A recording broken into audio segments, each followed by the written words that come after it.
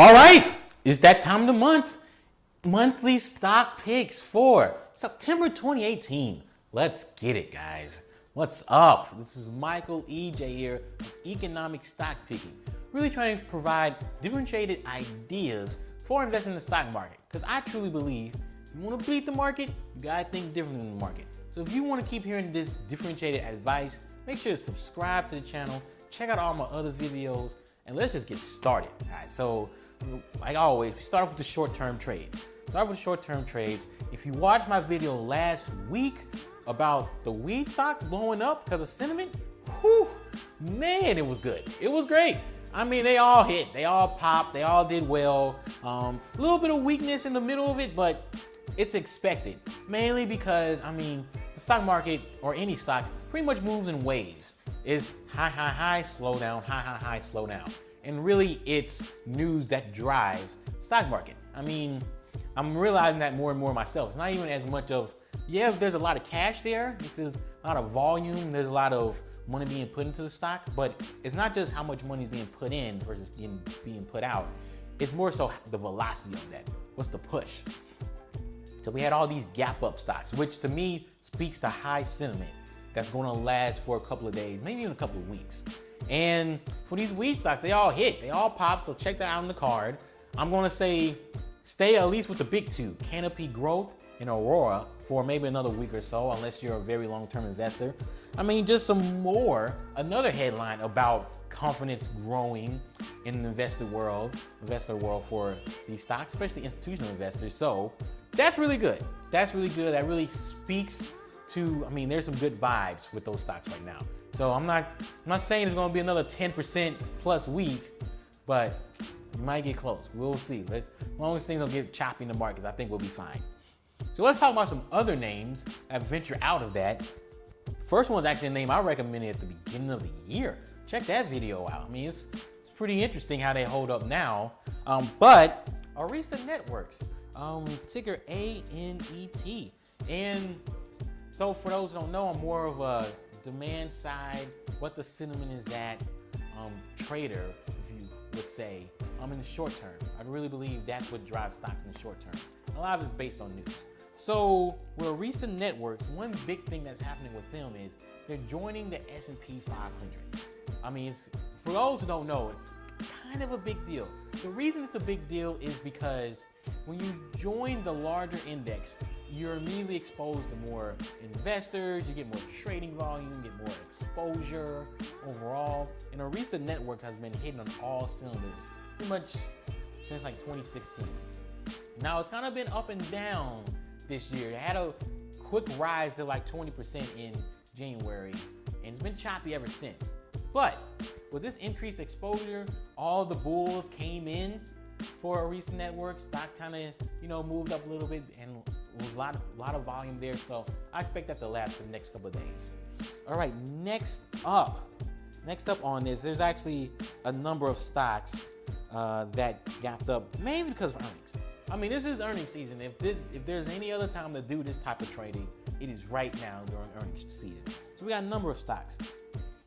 One is Autodesk, ticker ADSK, gapped up because of great earnings. You can check out the headline right here. I mean, it's doing pretty well. It's been doing pretty well for a while. So that's a name. Another name is Splunk. Splunk gapped up because a lot of good news, a lot of analyst revisions, being positive on the stock, a lot of volume. Like, people are piling in, they see the potential. Like, when earnings estimates are risen, target prices are risen, and it's followed by a lot of volume, and the stock's moving up, come on.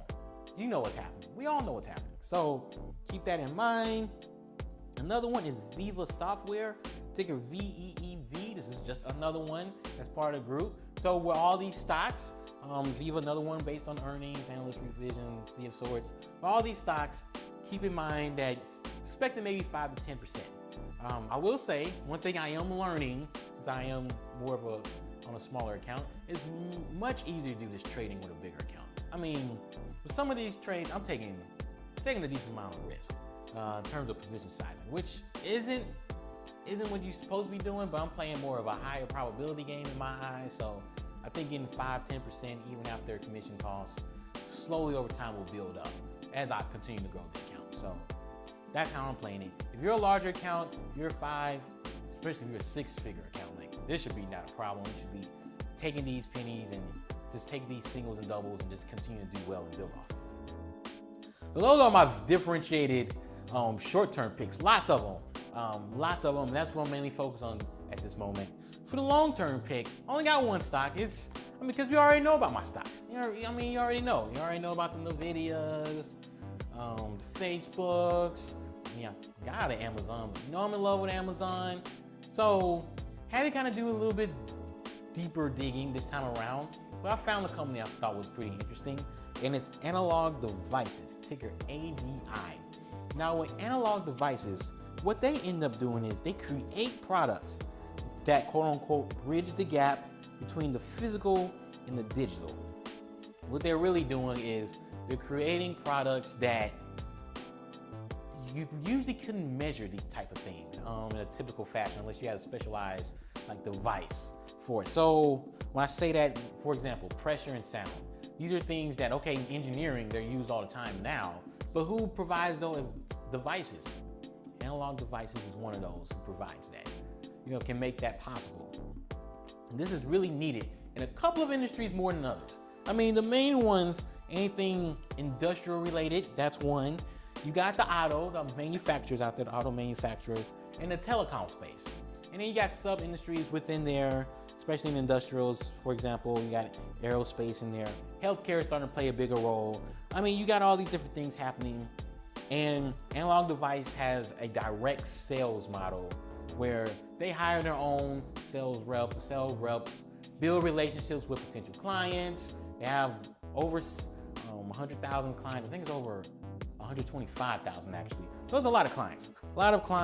A lot of their relationships last for a while, and they have devices that were developed maybe a decade ago and still working. So that happens. And the building the relationships is really good, mainly because if you look at their backlog over time, their backlog continues to grow. It continues to come up. So that's pretty good. That means what they're doing is working. They have plenty of cash flow coming in, even though they might not recognize it as revenue yet, or they can't get the money yet. At least they know they have commitment to cash coming in. That's really good from a business model perspective. Having a cash flow positive cycle is really important.